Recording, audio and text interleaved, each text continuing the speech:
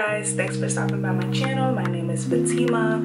Welcome. On this channel we talk about all things faith, soul, mental health, and beauty. And in today's video I'm going to be sharing with you 3 must-haves for your self-care practice. So if you're interested, make sure you go ahead and thumbs up this video, and if you're new, subscribe and turn on your notifications so that you can get notified every single time that I post a new video. So let's go ahead and get started. If you don't know, you should know self-care is huge for me. I've been on a self-love journey for exactly a year now, and self-care is a huge part of self-love. I think sometimes people use the words interchangeably, but in my mind, I define self-love as kind of like the overarching force that drives your actions. It drives how you show up. It drives how you interact with people. And self-care is just a piece of that puzzle. Self-care is almost like a tool in the self-love journey to get you further along the path. So 3 must-haves for your self-care practice. Now this is going to be a part of your self-love journey. So first and foremost is a journal of some form, shape, or fashion. I'll show you guys my journal. It's really good. Here is my current journal. This is the one that I specifically use for my daily journaling of all of my thoughts and my self-love processes. This is where I put that. I also use the notes app on my phone, which sometimes I'm on the go and I have an insight or revelation and I want to write it down. And I also record voice memos on my phone.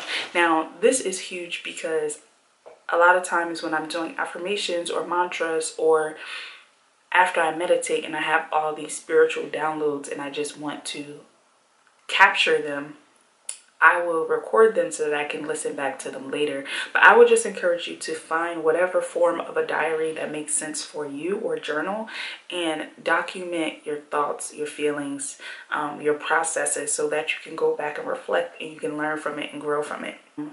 The must-have number 2 is quiet time. It is essential that if you are trying to create a self-care practice in your life, that you have to have some quiet time to do it, because the key word is self. It's about you and it's about your growth and learning about yourself. And in order to do that, sometimes you have to create some type of a boundary or barrier to prevent other people's thoughts and feelings and emotions getting all mixed in with your own.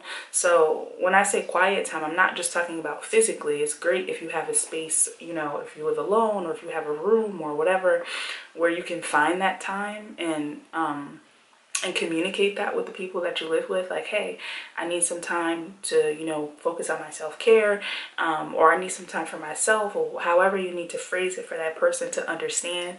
And also limiting distractions, so TV and YouTube videos and social media, really limiting that stuff so you can really tune into yourself and what you're feeling. Tip number 3 is to find different tools that work for you. So for me, I like to use essential oils. I like to use my diffuser, my candles, my sage, my Palo Santo, incense. I like to use those different things, but find whatever works for you. If you're not into oils, or if you're not into incense, find whatever feels good for you to basically get you grounded. The point of me using all of these different things is because they get me back into my body. They get me back into the space that I'm in and out of my mind. So our minds are constantly running, racing with thoughts and ideas and other people's thoughts and ideas. But when you're really focusing and tuning in on a self-care practice, it's important that you come back to you. You come back to center. You come back to self. You come back to just that connection between you and God. And a great way for me to do that is by setting an atmosphere, by using these different tools that really snap me back into myself. Another way that I like to do that sometimes is listening to worship music. That's also a great way to kind of pull myself back into what I'm experiencing in my body and feeling gratitude and feeling at this state where I feel clear and I have clarity.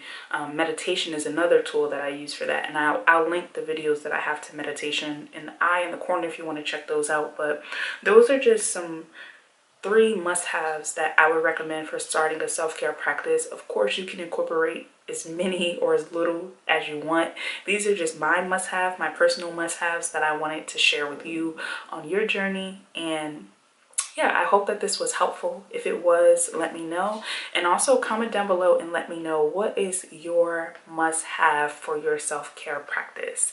Can't wait to hear from you guys down in the comment section. Thank you so much for watching, and I will see you